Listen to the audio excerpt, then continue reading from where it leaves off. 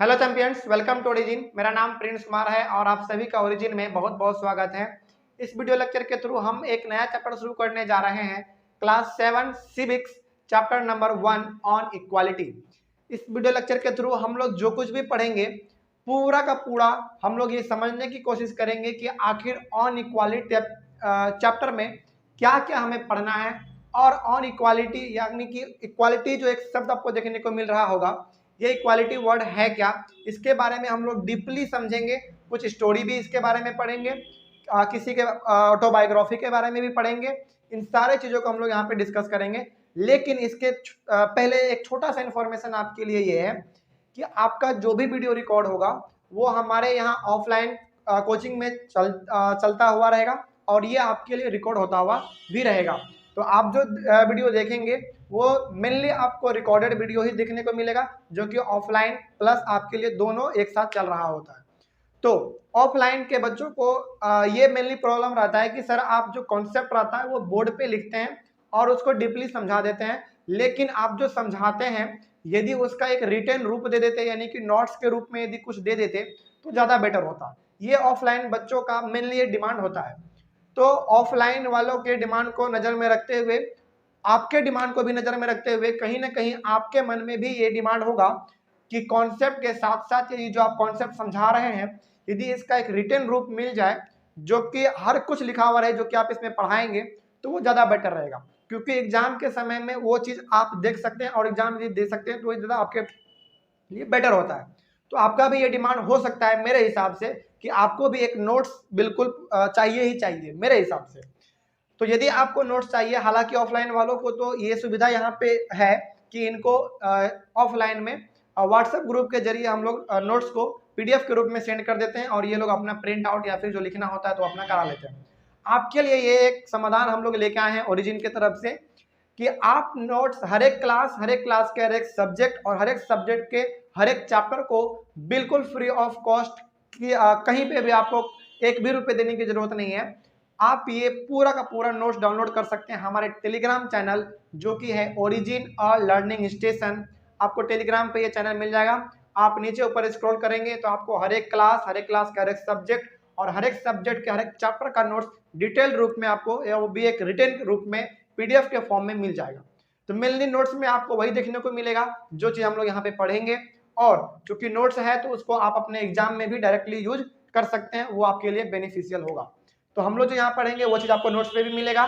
हम लोग मेनली यहाँ पे बोर्ड भरने का काम नहीं करेंगे या फिर पूरा का पूरा कॉपी भरने का काम नहीं करेंगे। हम लोग एक टॉपिक को लिखेंगे जो आपके एनसीईआरटी बुक में होगा, उसको हम लोग पूरा का पूरा डीपली डिस्कस करेंगे और उसको समझने की कोशिश करेंगे। तो आपके लिए एक एडवाइस रहेगा कि हम लोग जो भी यहाँ पे पढ़े उसके लिए आप एक अपना नोटबुक और एक अपना पेन ले ले, ताकि हम लोग जो भी यहाँ पे पढ़े उसको शॉर्ट रूप में हम लोग लिख सके। और इसके हालांकि जो पढ़ेंगे उसके लिए तो फिर नोट्स है ही। यदि शॉर्ट रिवीजन करना हो तो बोर्ड पे जो हम लोग अभी लिखने जा रहे हैं या फिर जो समझने जा रहे हैं उसको आप नोटबुक में अपने लिख सकते हैं। और यदि डिटेल रूप में यदि आपको पढ़ना हो कि क्वेश्चन आंसर कैसे लिखना है, नोट्स कैसे लिखना है, इसके लिए फिर हमारा नोट्स तो आपके पास है ही। आप वहाँ से बिल्कुल फ्री ऑफ कॉस्ट डाउनलोड कर सकते हैं। ये ओरिजिन की तरफ से आप कह सकते हैं एक फ्री सेवा है। ओके, खैर ओरिजिन की तरफ से आप सभी को बहुत बहुत बधाई हो कि आप क्लास 7 में आ चुके हैं और क्लास 7 में आप अभी फिलहाल इक्वालिटी चैप्टर पढ़ने जा रहे हैं जो कि सिविक्स का फर्स्ट चैप्टर है। तो एक बार फिर से आपको ओरिजिन में बहुत बहुत स्वागत है। मेरा नाम प्रिंस कुमार है और इस वीडियो लेक्चर के थ्रू हम एक नया चैप्टर शुरू करने जा रहे हैं जिसका नाम है ऑन इक्वालिटी। खैर चलिए शुरू करते हैं। ऑन इक्वालिटी का मतलब क्या है? इक्वालिटी जो ये आपको सब देखने को मिल रहा है इसका मतलब होता है बराबरी, बराबर। अब ये बराबरी बराबर का मतलब क्या हुआ?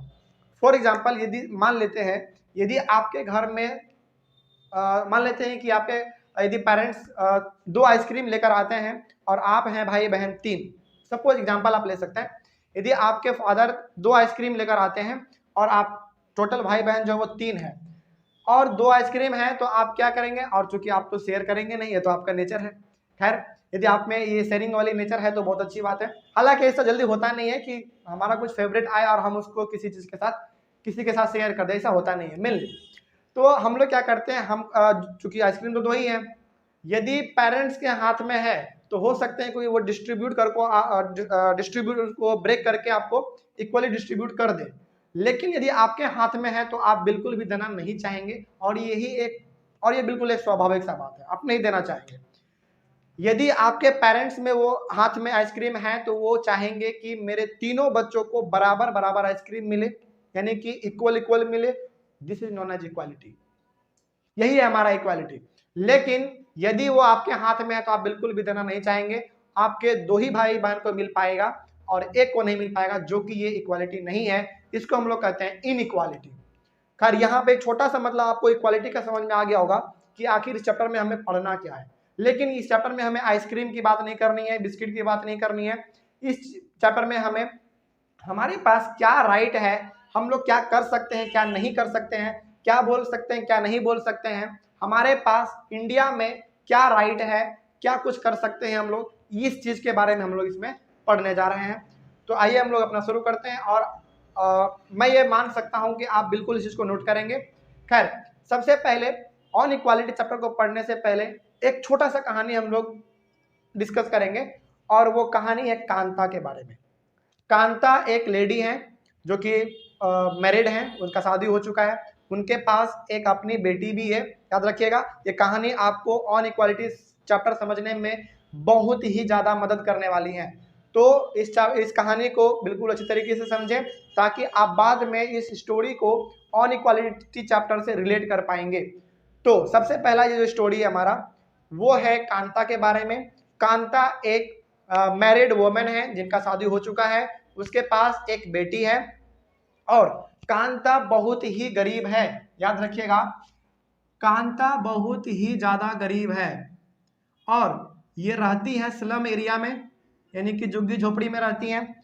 और ये ऐसा जगह पे रहती हैं जहां पे कि हर जगह आपको गंदगी, कचरा, फिर से मतलब कि हर तरीके से आपको वहां पे पूरा का पूरा अच्छा इन्वायरमेंट देखने को नहीं मिलेगा। वहां पे हर तरफ, चारों तरफ आपको गंदगी ही देखने को मिलेगा। तो उस वाले एरिया पे कांता रहती है, और ये कांता एक मैड है। मैड मतलब पागल नहीं, मैड का मतलब होता है हिंदी में बाई, जो कि किसी बड़े घर में या फिर किसी दूसरे घर में उसके यहाँ पे हेल्पर का काम करती है। हेल्पर के रूप में हो सकता है बर्तन धोना, झाड़ू लगा देना, और फिर से पूरा सफाई का काम करना, मतलब ये मेड का काम होता है।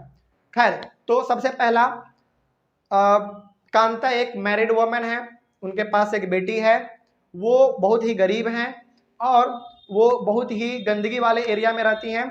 और तीसरा चीज, वो मैड है, यानी कि वो किसी के दूसरे के घर में काम करती हैं। उसके बाद कांता के मोहल्ले में एक सबसे बड़ा जो प्रॉब्लम है, वो प्रॉब्लम है वाटर का। यानी कि इसके लोकेलिटी में जहाँ पे ये रहती हैं वहाँ पे साफ पानी इनको पीने को नहीं मिलता है, जिसके कारण इसकी बेटी बार बार बीमार होते रहती है। स्वाभाविक सा बात है, यदि आप गंदे पानी को पिएंगे तो आप बीमार ही पड़ेंगे।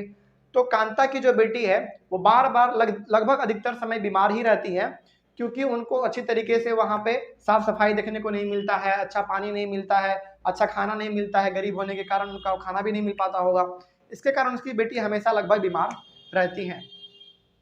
उसके बाद अब जरा एक सोचने वाली बात है कि कांता को, चूंकि कांता स्लम एरिया में रहती है, गंदे वाले एरिया में रहती हैं, तो इनका सबसे पहला डिमांड क्या होगा किसी भी लोगों से? इसका सबसे पहला डिमांड ये होगा कि हमारे लोकेलिटी में जो भी कचरा है, सोसाइटी में जो भी कचरा है, पानी साफ पीने का पानी नहीं है, उस चीज को इम्प्रूव किया जाए, पूरा का पूरा इन्वायरमेंट को क्लीन किया जाए। ये मेन डिमांड कांता का हो सकता है। तो एक दिन कांता के घर पे आते हैं हमारे मिनिस्टर, और ये मिनिस्टर कांता को कहते हैं कि कांता, यदि तुम इस बार हमें वोट देती हो तो हम तुम्हारे एरिया में वाटर का जो सिस्टम है वो पूरा बिछवा देंगे, और तुमको साफ पानी प्रोवाइड किया जाएगा। मतलब ये कि तुम जो गंदे पानी पीती हो अब तुमको पीने की जरूरत नहीं है, हम तुम्हारे लिए एक अलग से सिस्टम पूरा का पूरा मोहल्ला में बैठाएंगे, और उससे आपको पूरा एक साफ पानी देखने को मिलेगा, और आपका जो बेटी है, कांता की जो बेटी है, वो भी आपका बार बार बीमार नहीं पड़ेंगी। तो ये मिनिस्टर आते हैं, ये उनको कांता को कह के चले जाते हैं। उसके बाद एक और चीज इसमें जो सबसे जरूरी था ये जो कांता जो मैड है जिसके घर में वो काम करती है वो है अशोक जैन। अशोक जैन। और ये अशोक जैन पेशे से एक इंडस्ट्रियलिस्ट है, यानी कि इनके पास अपना बहुत ही कारोबार है, बहुत बड़ा कारोबार है। हो सकता है इनके पास धन संपत्ति का कोई कमी ना हो, क्योंकि ये चूंकि ये बड़े बिजनेसमैन हैं, इंडस्ट्रियलिस्ट हैं, उद्योगपति हैं, तो इनके पास बहुत बड़ा फैक्ट्री होगा, और चूंकि फैक्ट्री है तो इनके पास पैसे की कोई कमी तो होगी ही नहीं। तो अशोक जैन के यहाँ पे कांता काम करती हैं। अब वो दिन आता है जिस दिन के लिए मिनिस्टर इंतजार कर रहे थे, इलेक्शन का दिन, जिस दिन की कांता से वो प्रॉमिस करके गए थे कि कांता यदि तुम इस बार वोट देती हो तो हम तुम्हारे लोकेलिटी में, एरिया में पूरा का पूरा पानी का सिस्टम चेंज कर देंगे, यानी कि अच्छा पानी तुमको प्रोवाइड किया जाएगा। तो अब आता है मिनिस्टर का दिन जहां पे कि इलेक्शन होना है। तो कांता सबसे पहले सुबह उठती हैं और अनफॉर्चुनेटली उसी सुबह उसकी बेटी बीमार भी रहती है। याद रखिएगा, जिस दिन इलेक्शन रहता है उसी दिन उसकी बेटी बीमार रहती हैं। कांता सुबह सुबह उठती हैं और अपने बेटी से कहती है कि बेटी अभी हम इलेक्शन हो रहा है, वहां पे वोट डालने के लिए जा रहे हैं। वोट डालने के बाद अशोक जैन के यहाँ पे काम करने के लिए जाएंगे, और जब वहां से शाम को वापस आएंगे तो हम तुम्हें डॉक्टर के पास लेकर जाएंगे, ताकि तुम्हारे अंदर जो भी प्रॉब्लम है, हो सकता है फीवर हो तो वो भी ठीक करेंगे, डॉक्टर ठीक करेंगे, खांसी सर्दी जुकाम बुखार जो भी कुछ है, हम डॉक्टर के पास जाएंगे और वो तुम्हारा इलाज करेंगे।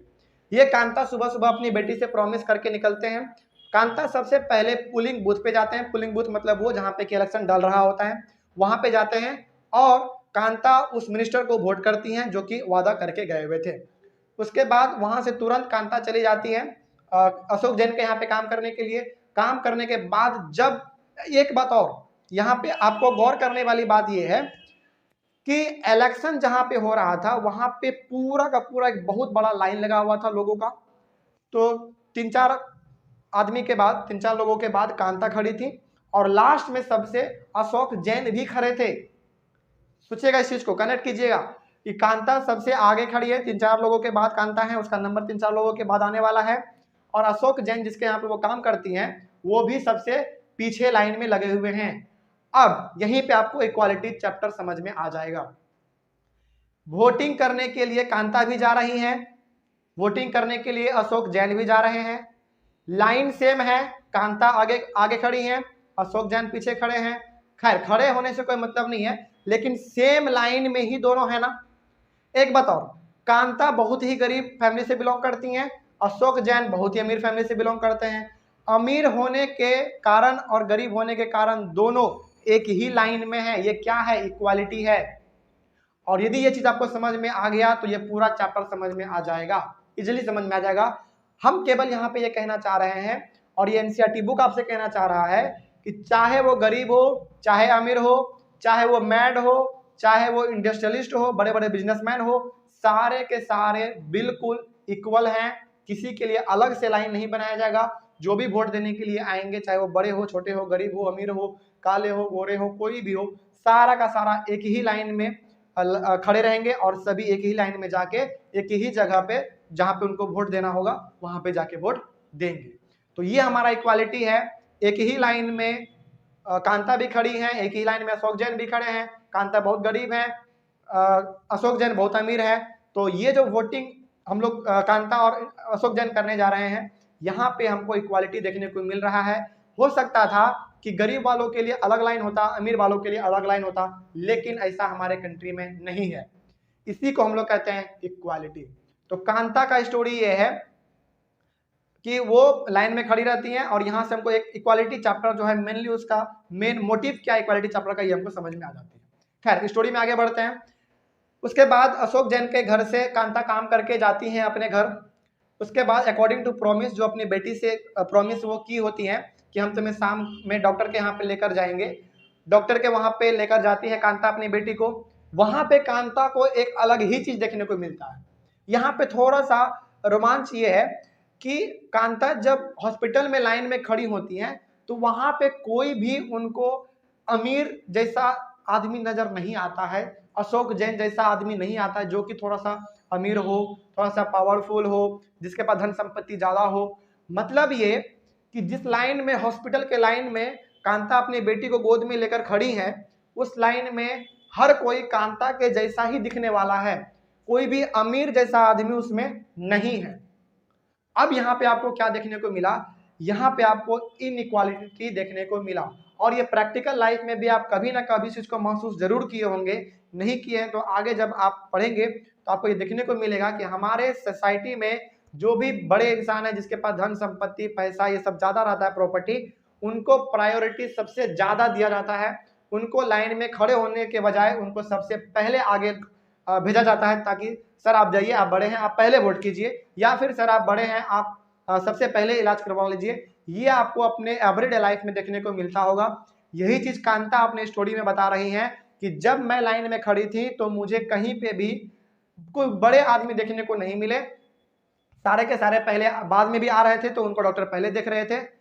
तो कांता के स्टोरी से बच्चे हमें यह समझ में आ रहा है कि एक जगह पे कांता को इक्वालिटी देखने को मिल रहा है वोटिंग वाले लाइन में, और एक जगह पे हॉस्पिटल वाले लाइन में इनइक्वालिटी देखने को मिल रहा है। तो इस चैप्टर का मेन मोटिव आपको केवल इक्वालिटी के बारे में बताना नहीं है, इसके साथ साथ इसका दूसरा पहलू, यानी कि हर एक सिक्का का दो पहलू होता है, एक हेड और टेल। तो इक्वालिटी है तो कहीं ना कहीं इनइक्वालिटी भी होगा। इनइक्वालिटी को आप बेटर तरीके से अपने प्रैक्टिकल लाइफ में समझ सकते हैं। जैसा एग्जांपल अभी हम लोग दिए थे कि यदि आप बड़े इंसान हैं तो आपको प्रायोरिटी सबसे ज्यादा मिलेगा, आपको सबसे पहले हर चीजों के बेनिफिट को आप पहले उठा पाएंगे। ये आपको प्रैक्टिकल लाइफ में देखने को मिलता है। तो कांता भी यहाँ पे एक जगह इक्वालिटी देख रही है, दूसरे जगह पे इनइक्वालिटी देख रही है। तो ये मोटा मोटी हमें कांता की स्टोरी से समझ में आता है कि हर एक चीज का दो चेहरा होता है, दो पहलू होता है, एक अच्छा और एक बुरा। इक्वालिटी जहां है वहां इनइक्वालिटी भी होगा, और जहां इनइक्वालिटी है वहां इक्वालिटी होगा। आप इन दोनों टर्म को एक दूसरे से अलग नहीं कर सकते हैं, दोनों आपस में जुड़ा हुआ है। खैर, कांता के स्टोरी से मुझे समझ में आ गया कि आखिर हमें इस चैप्टर में पढ़ना क्या है। जहां इक्वालिटी है वहां अनइक्वालिटी भी बिल्कुल है। उसके बाद है हमारा इक्वल राइट टू वोट। लेकिन एक चीज आपको देखने को मिलेगा, हालांकि हमारे आज प्रैक्टिकल लाइफ में ये हो रहा है। फॉर एग्जाम्पल यदि हम लोग एग्जाम्पल लें तो चाहे आप गरीब हो चाहे आप अमीर हो, दोनों को वोटिंग राइट बिल्कुल सेम है। मतलब कि गरीब भी वोट कर सकते हैं, जाके अपने लीडर को वोट कर सकते हैं, अपने मिनिस्टर को वोट कर सकते हैं, अमीर भी अपने लीडर को जाके वोट कर सकते हैं। इसमें कोई भेदभाव नहीं है, और इसमें आपको भेदभाव देखने को भी नहीं मिलेगा। अब ऐसा हमारे कंट्री में ना पहले था और ना अब है और ना कभी होगा कि आप गरीब हैं तो आप वोट नहीं दे सकते हैं, आप अमीर हैं तो आप वोट दे सकते हैं। ऐसा नहीं था और ना होगा, ना कभी था। तो इक्वल राइट टू वोट यहाँ पे हर किसी को है, हर कोई वोट दे सकता है, चाहे वो गरीब हो, अमीर हो, काला हो, गोरा हो, छोटा हो, बड़ा हो, कोई भी वोट यहाँ पे दे सकता है। यही है हमारा इक्वल राइट टू वोट। तो यहाँ पे अशोक जैन भी वोट दे सकते थे, कांता भी वोट दे सकती थी।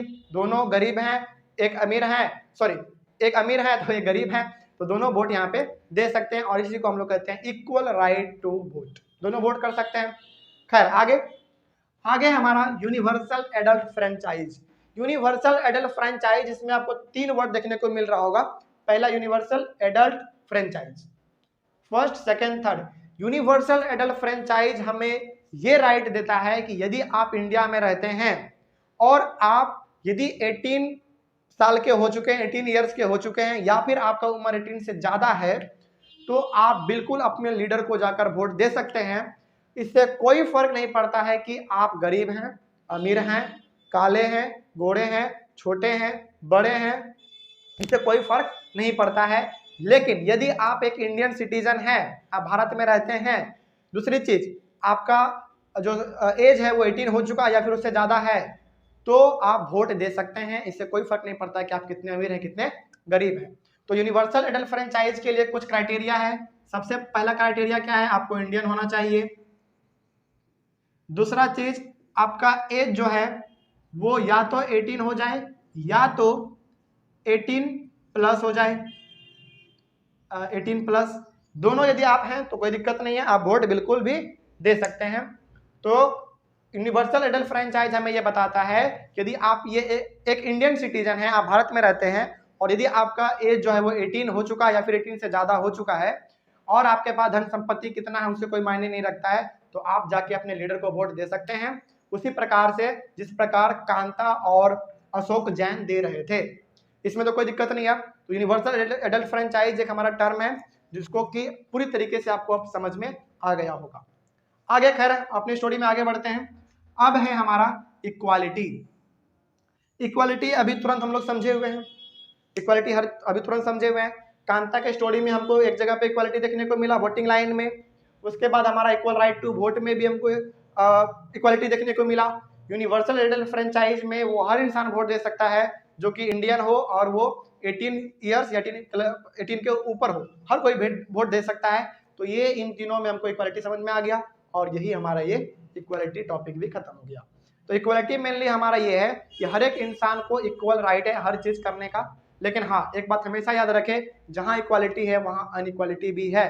फॉर एग्जांपल अभी तुरंत हम लोग पढ़े कांता के हॉस्पिटल वाले लाइन में, ओके। और ये आपने प्रैक्टिकल लाइफ में भी आप देखे होंगे, यदि नेताजी आ रहे हैं तो वो सबसे पहले आगे जाएंगे, बाद में कॉमन पीपल जाएंगे। लेकिन ऐसा नहीं होना चाहिए, क्योंकि नेताजी को जो चुने हैं वो कॉमन पीपल ने चुने हैं। कॉमन पीपल है तो नेता है, समझिएगा इस चीज को। कॉमन पीपल है तो नेता है, लेकिन नेता है तो कॉमन पीपल है ऐसा नहीं है। क्योंकि कॉमन पीपल ही नेता को चुनते हैं, अपने लीडर को चुनते हैं, लेकिन हमारे समाज में आज बिल्कुल इसका उल्टा होता है। हम लोग नेताजी को चुनते हैं, नेताजी हमें पीछे छोड़ देते हैं। खैर ये अलग चीज है, इसके बारे में भी कभी हम लोग अपना बात करेंगे। तो इक्वालिटी आपको देखने को मिल गया होगा। सेकेंड है आपका कास्ट सिस्टम। इस चैप्टर में ये कास्ट सिस्टम, कांता का स्टोरी और आगे जो हमारा आएगा, ये कुछ ऐसे टॉपिक है जो कि बहुत ही ज्यादा इंपॉर्टेंट है। आपको इसको शुरू से लेकर अंत तक समझना ही पड़ेगा, तभी आप अपने भाव को प्रकट कर पाएंगे। यानी कि यदि कोई पूछ दे कि इक्वालिटी चैप्टर में आपने क्या पढ़ा है, तो आप कांता के स्टोरी से आप बता सकते हैं, हर चीज आप उसको डीपली डिस्कस कर पाएंगे। तो खैर अब है हमारा कास्ट सिस्टम। ये कास्ट सिस्टम क्या है? देखिए, यदि आपके घर में आपके दादा या फिर दादी हैं, या फिर नाना या फिर नानी है, या फिर कोई ऐसे इंसान है जिनका की उम्र बहुत ज़्यादा हो चुका है, 70-80 के आसपास हो चुका है, 80-85, 70-75 के आसपास हो चुका है, तो आप उनसे पूछिएगा कि दादाजी पहले छुआछूत क्या था। वर्ड याद रखिएगा, छुआछूत। या फिर यदि आपके दादा थोड़ा सा इंग्लिश जानते हैं, या फिर आपके फैमिली मेंबर में जो पुराने हैं इंसान यदि वो इंग्लिश जानते हैं, तो आप उनसे कहिएगा, आप उनसे पूछिएगा कि अनटचेबिलिटी क्या है, वो आपको बताएंगे। हालांकि अभी तुरंत तो हम लोग बताएंगे ही आपको, लेकिन आप कभी उनसे पूछिएगा तो आपको बताएंगे, क्योंकि पहले हमारे इंडिया में कास्ट सिस्टम बहुत ही ज्यादा था। कास्ट सिस्टम क्या है जानते हैं इस चीज को? बिल्कुल भी आप फिक्र ना करें। सबसे पहले कास्ट सिस्टम में सबसे जो छोटा कास्ट माना जाता था हमारे इंडिया में, और आज भी लगभग माना जाता है, वो है हमारा दलित। याद रखिएगा, DALIT, दलित। ये है हमारा lower caste. Lower caste, caste system में सबसे जो लोअर, जो सबसे नीचे वाला कास्ट हमारे इंडिया में जिसको कैटेगरी में रखा गया है, वो है हमारा दलित। और ये चीज को हम लोग लोअर कास्ट के नाम से भी जानते हैं। अब ये कास्ट क्या है? जैसे आप अपने आसपास देखे होंगे, कोई टाइटल लगाता है सिंह, कोई टाइटल लगाता है यादव, कोई टाइटल लगाता है चौधरी, कोई टाइटल लगाता है जायसवाल, कोई टाइटल लगाता है राज, कोई टाइटल लगाता है यदुवंशी। ये सब क्या है आपका? ये एक कास्ट है, ओके। ये हो गया हमारा कास्ट। लेकिन रिलीजियन अलग चीज है। हिंदू एक अलग रिलीजन हो गया, मुस्लिम एक अलग रिलीजन हो गया, क्रिश्चियन एक अलग रिलीजन हो गया, उसके बाद फिर सिख, ये एक अलग रिलीजन हो गया। लेकिन हर एक रिलीजन के अंदर कुछ ना कुछ कास्ट होते हैं। फॉर एग्जाम्पल हिंदू रिलीजन के अंदर यादव, राजपूत, भूमिहार, फिर से सिंह, फिर से यदुवंशी, चौधरी, जायसवाल, बनिया, सोनार, ये सारे चीज हमारे क्या हैं? कास्ट हैं। लेकिन रिलीजन ऊपर है। सबसे पहले रिलीजन के अंदर आपको अलग अलग कास्ट देखने को मिल जाएंगे। तो उसी प्रकार हमारे एक हिंदू रिलीजन में जो सबसे लोअर कास्ट माना जाता है वो है हमारा दलित कास्ट। और हिंदू रिलीजन में जो सबसे अपर कास्ट माना जाता है वो है हमारा ब्राह्मण। इनको हमारे इंडियन सोसाइटी में अपर कास्ट के नाम से भी जाना जाता है। इसको आप कभी कभी प्यार से अपर कास्ट, लोअर कास्ट भी कह सकते हैं, इसमें कोई गलत बात नहीं है। तो ये दलित हमारे इंडियन सोसाइटी में हिंदू रिलीजन में सबसे लोअर कास्ट है, और सबसे ब्राह्मण जो है अपर कास्ट है। अब सबसे पहले, बहुत पहले का बात है, अब तो हालांकि इंडिया में ऐसा होता नहीं है, पहले इन दोनों के बीच में इतना ज्यादा दूरी बना हुआ था कि आप सोच नहीं सकते हैं। आपको समझाते हैं, समझिएगा इस चीज को। यदि आपको टाइम मिले तो आप अपने बड़े बुजुर्गों से पूछिएगा, अभी वो आपको बताएंगे। पहले इंडिया में यदि कोई दलित कास्ट का बच्चा या फिर कोई पुरुष या फिर कोई स्त्री किसी ब्राह्मण में यदि टच हो जाता था गलती से भी, तो ये ब्राह्मण उनको बहुत बहुत ही बुरी तरीके से पीटते थे, मारते थे, उनको टॉर्चर करते थे, उनको गांव से निकाल देते थे, शहर से निकाल देते थे। ये सिस्टम पहले था।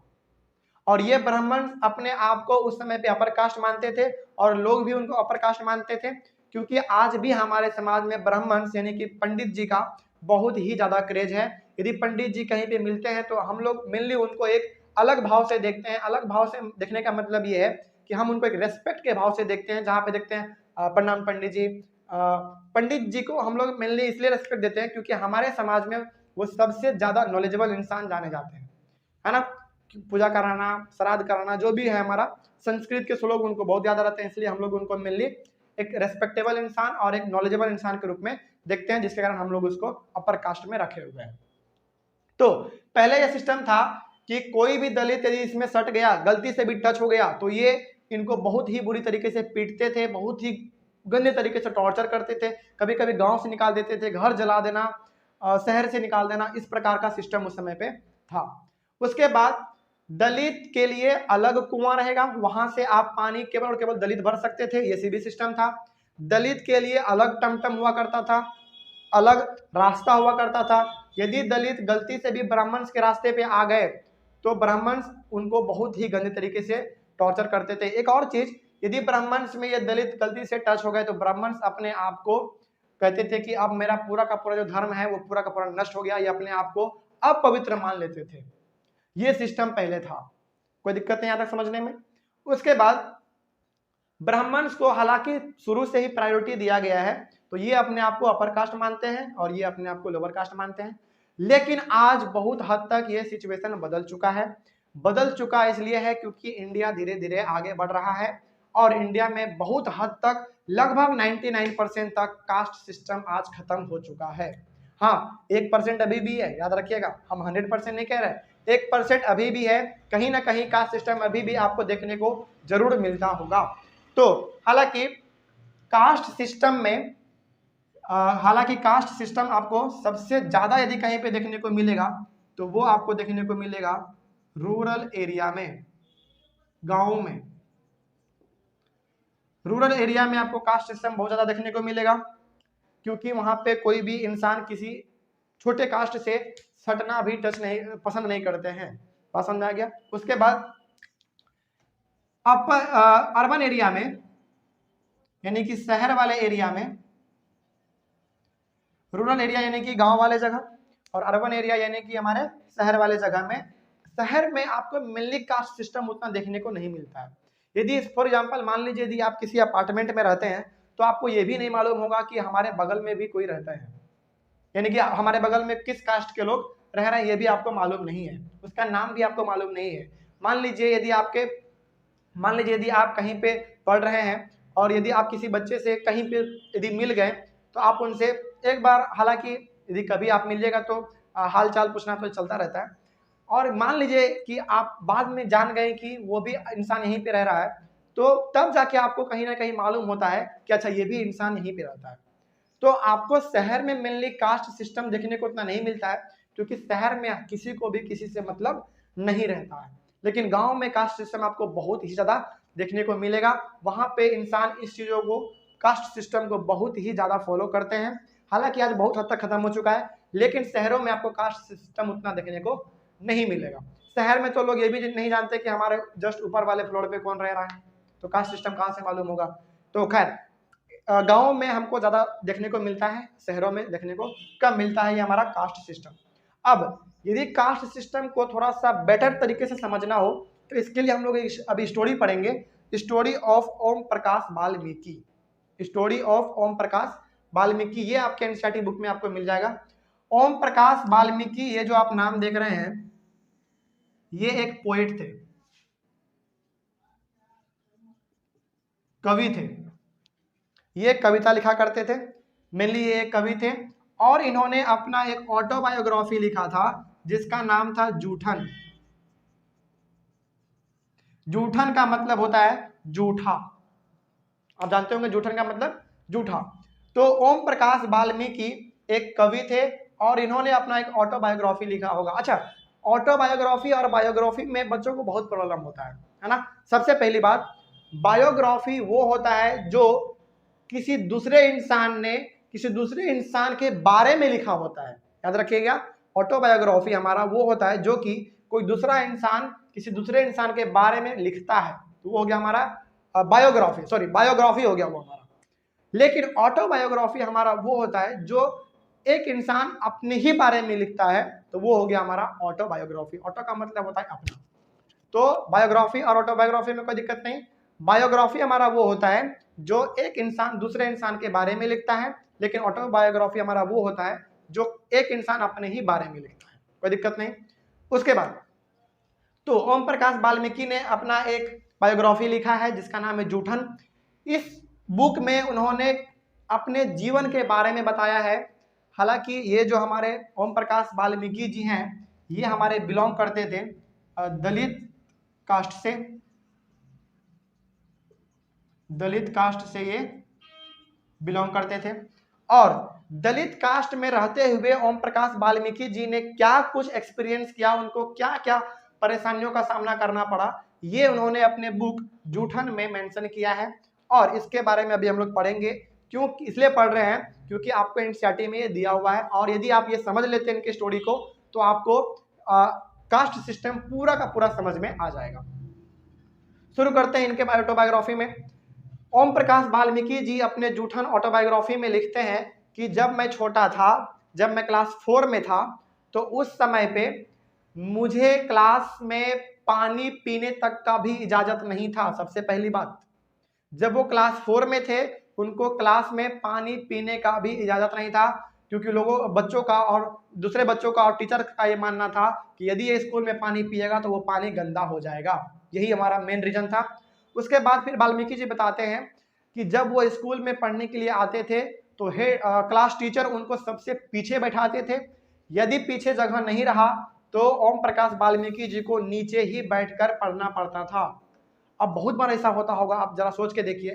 पीछे बैठने से पहले तो हमारे यहाँ पे, हालांकि पीछे यदि कोई बैठते हैं तो यदि मान लीजिए बेंच लगा हुआ है और यदि बेंच पे जगह नहीं है तो वो नीचे बैठेंगे, तो क्या नीचे से बैठ के वो अपने टीचर को देख पाएंगे? टीचर क्या लिख रहे हैं उनको दिख पाएगा? नहीं दिख पाएगा। इस कठिनाई को ओम प्रकाश वाल्मीकि जी ने अपने ऑटोबायोग्राफी जूठन में लिखा है कि जब मैं स्कूल जाता था तो यदि जगह रहती थी तो हमें सबसे पहले सबसे पीछे बेंच पे बैठाया जाता था, यदि जगह नहीं है तो हमें पीछे ही लेकिन नीचे में बैठाया जाता था। ये था उनके पास। उसके बाद ओम प्रकाश वाल्मीकि जी अपने क्लास में पढ़ रहे होते हैं, हेडमास्टर आते हैं, उनको घसीट कर लेकर जाते हैं, बुलाकर नहीं, पकड़ कर नहीं, घसीट कर उनको लेकर जाते हैं।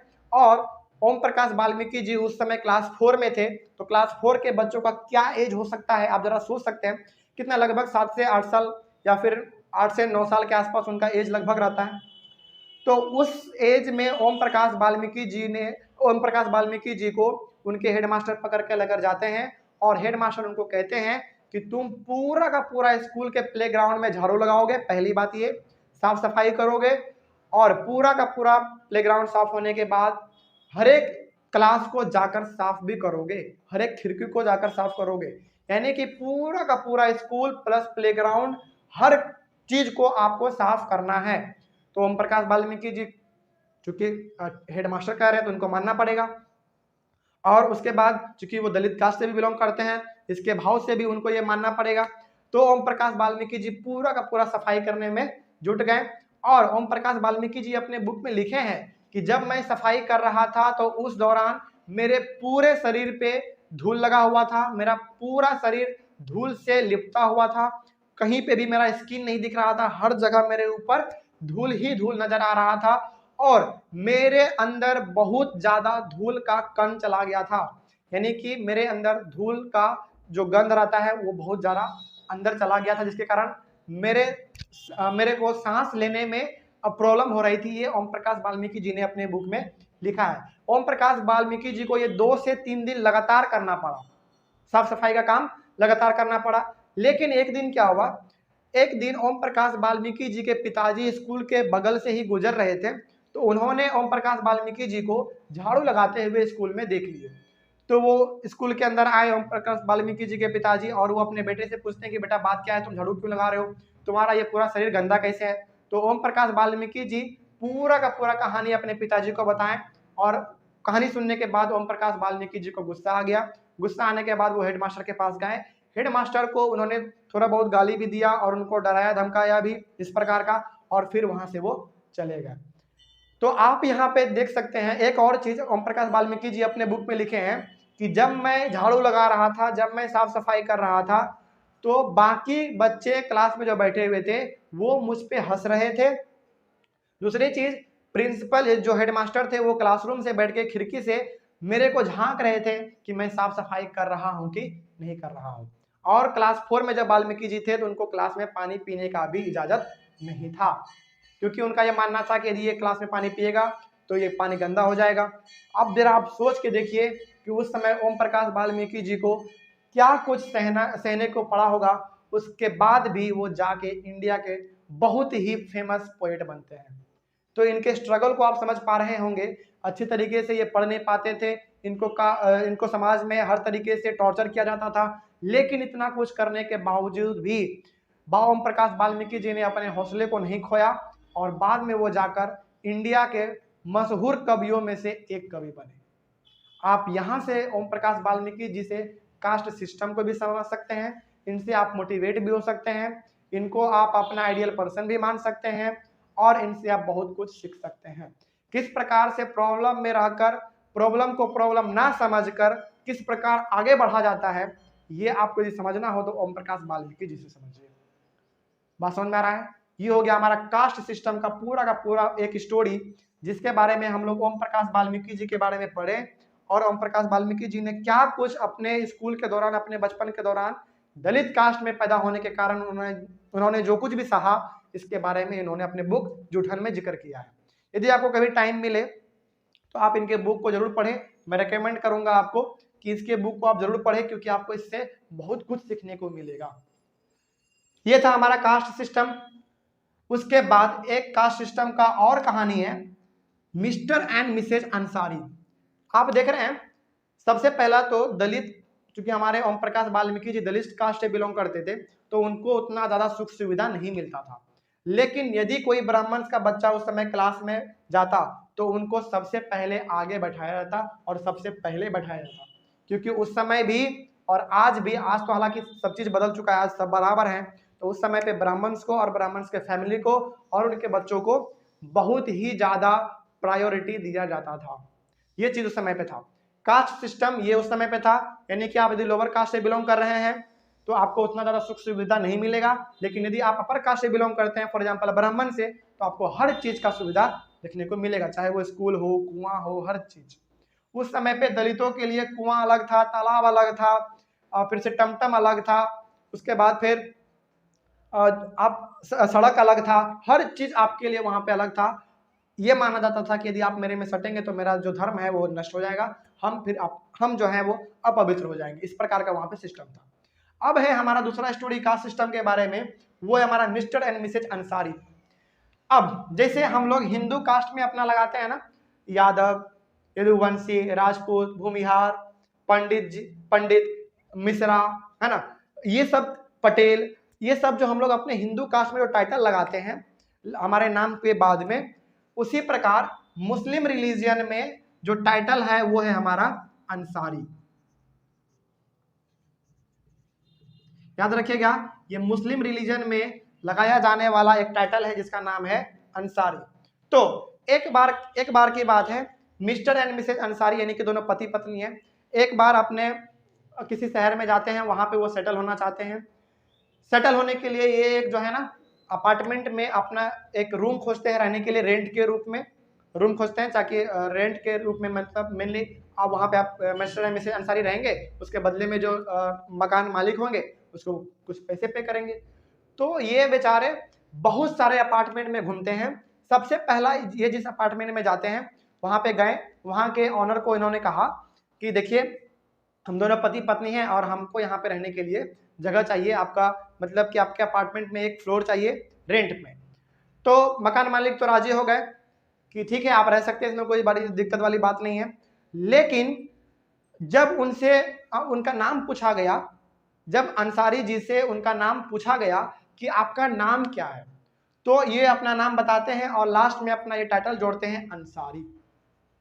तब जाके उस समय पे जो मकान मालिक थे उन्होंने कहा कि उन्होंने हालांकि मेनली तो नहीं, डायरेक्टली तो नहीं कहा कि हम आपको रेंट पे रूम नहीं देंगे क्योंकि आपके नाम के आगे अंसारी है, आपका रिलीजन अलग है। उन्होंने डायरेक्टली ये चीज नहीं कहा, उन्होंने बहाना यह बना दिया कि हम अपने बिल्डिंग में नॉन वेज खाने वालों को जगह नहीं देते हैं, यानी कि रूम रेंट पे नहीं देते हैं। ये उन्होंने बहाना बनाया, जबकि अंसारी जी को बगल वाले रूम से नॉन वेज की खुशबू आ रही थी।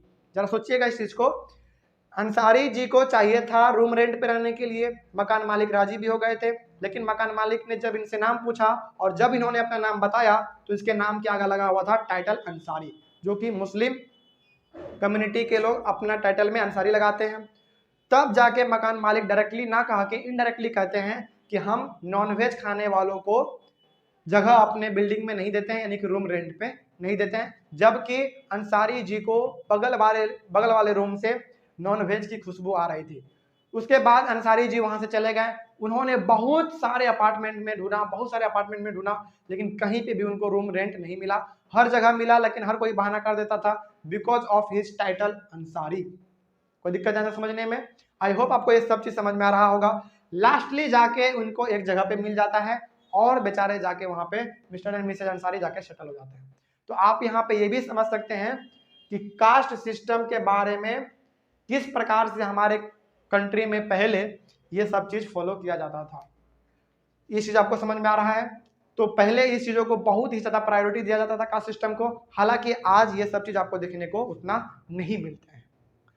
तो अंसारी जी के कहानी से, मिस्टर एंड मिसेज अंसारी और ओम प्रकाश वाल्मीकि जी के कहानी से हमको ये समझ में आ गया कि कास्ट सिस्टम क्या था। यदि आप अलग कास्ट से बिलोंग करते हैं या फिर आप छोटे कास्ट से बिलोंग करते हैं तो आपको उतना ज्यादा प्रायोरिटी नहीं मिलेगा, आपको उतना ज्यादा तवज्जो नहीं मिलेगा, आपको उतना ज्यादा वैल्यू नहीं मिलेगा समाज में। लेकिन आज बहुत सारी चीजें बदल गई हैं, आज हर कोई बराबर है। उसके बाद ही हमारा डिग्निटी का मतलब होता है मान, सम्मान, मर्यादा, प्रतिष्ठा। जैसे मान लीजिए आप रोड पे जा रहे हैं और आपको बिना मतलब का कोई दो गाली दे दे। फॉर एग्जाम्पल मान लीजिए आप रोड पे जा रहे हैं और कोई इंसान आपको बेमतलब का दो गाली दे दे, तो आपको कैसा लगेगा? आपको लगेगा कि ये मेरे इज्जत पे सवाल उठा दिया, यानी कि मेरे प्रतिष्ठा पे सवाल उठा दिया कि ये आदमी मुझे गाली कैसे दे सकता है। इससे आपका क्या हुआ? इससे आपका मान, मर्यादा, प्रतिष्ठा, इज्जत जो था वो डाउन हो गया। ये चीज आप समझ रहे हैं? तो ये है हमारा डिग्निटी, यानी कि जब लोगों को आप इक्वली ट्रीट नहीं करते हैं, उस समय पे जो लोग हैं जिसको आप ट्रीट नहीं कर पा रहे हैं इक्वली, उनका उस समय पे डिग्निटी बर्बाद हो जाता है। उस समय आप उसको इज्जत नहीं दे पाते हैं आप, और उस समय आप उनके इज्जत से, मान, मर्यादा, प्रतिष्ठा से खिलवाड़ कर रहे होते हैं। तो क्या अब जरा थोड़ा सा रिलेट करिएगा ओम प्रकाश वाल्मीकि जी का कहानी और अंसारी जी का कहानी, कि क्या इन दोनों के मान, सम्मान, मर्यादा, प्रतिष्ठा को ठेस पहुंच रहा था क्या? बिल्कुल पहुंच रहा था, क्योंकि इन दोनों के कास्ट के कारण इनको रूम नहीं मिल पा रहा था और इनको क्लासरूम में सबसे पीछे बैठने को मिलता था। मैं बात कर रहा हूं ओम प्रकाश वाल्मीकि जी को, जिसको कि क्लास में सबसे पीछे बैठाया जाता था, और वो अंसारी जी को रूम रेंट पे नहीं मिल पा रहा था। अब चूंकि कास्ट के वजह से इनको प्रॉब्लम का सामना करना पड़ रहा है, तो हमको यहाँ पे ये कह सकते हैं हम कि इन दोनों के इज्जत को ठेस पहुंच रहा था, इनके मन को दुख पहुंच रहा था, इनके भावनाओं के साथ खिलवाड़ हो रहा था, इसीलिए इनके डिग्निटी को ठेस पहुंचाया जा रहा था। तो हम लोग इसको ये भी कह सकते हैं कि इनके डिग्निटी को, यानी कि इनके भावनाओं के साथ खेला जा रहा था, और यही है हमारा मेनली डिग्निटी। यदि फॉर एग्जाम्पल मान लीजिए यदि हमें कोई रे कह के पुकार देता है तो कितना खराब लगता है, हमारे मन में लगता है ना कि हमें रे कैसे कह दिया। ब्रो कह सकता था, भाई कह सकता था, या फिर एक्सक्यूज मी कह के पुकार सकता था, रे कैसे कह दिया। ये जो आपके अंदर भावना आया कि हमें रे कैसे कह दिया, आपको ठेस पहुंचाना, आपको बुरा लगाना, यही हमारा डिग्निटी। बात समझ में आ गया। तो लेकिन हाँ, इंडिया में आज थोड़ा सा चीज बदल चुका है, हर जगह आपको हर चीज देखने को नहीं मिलेगा। हालांकि इक्वालिटी, कास्ट सिस्टम, ये आज के रूप में इक्वालिटी बहुत ज्यादा आज फैल चुका है, हर जगह आपको इक्वालिटी देखने को मिलेगा, लगभग मिलेगा, लेकिन बहुत सारे जगहों पे आपको नहीं मिलेगा। इसलिए हम पहले भी कहते हैं कि जहां इक्वालिटी है वहां अनइक्वालिटी भी है। उसके बाद कास्ट सिस्टम भी आपको इंडिया में पूरी तरीके से अभी नहीं हटा होगा, आपको ऐसा भी नजर आएगा, बहुत जगह नजर आएगा 99% केस में, लेकिन कास्ट सिस्टम आज पूरी तरीके से खत्म हो चुका है, लेकिन फिर भी 1% जरूर है। उसके बाद डिग्निटी ये हो गया कि आपको ठेस पहुंच गया, आपको अच्छी तरीके से पुकारा नहीं गया लोगों के द्वारा, तो आपको ठेस पहुंच गया, ये हमारा डिग्निटी। हालांकि ये हमारा एक फर्स्ट लेक्चर था ऑन इक्वालिटी पे। इसके बाद हमारा एक और होगा जहाँ पे कि हम लोग अपने चैप्टर को एंड करेंगे। और हालांकि ये तो अभी हम लोग मोटा मोटी हर चीज को समझ लिए हैं, लेकिन इसके बारे में यदि आपको नोट्स चाहिए डिटेल रूप में, तो आप हमारे Telegram channel original learning station से जाकर बिल्कुल फ्री ऑफ कॉस्ट डाउनलोड कर सकते हैं। बाकी आज का क्लास यहीं पे ओवर करेंगे। ऑल दी बेस्ट, पढ़ते रहिए और हर चीज को रिवाइज करते रहिए, क्योंकि रिवीजन भी बहुत जरूरी चीज है एग्जाम के पॉइंट ऑफ व्यू से। बाकी ओरिजिन तो आपके साथ है। All the best, thank you very much.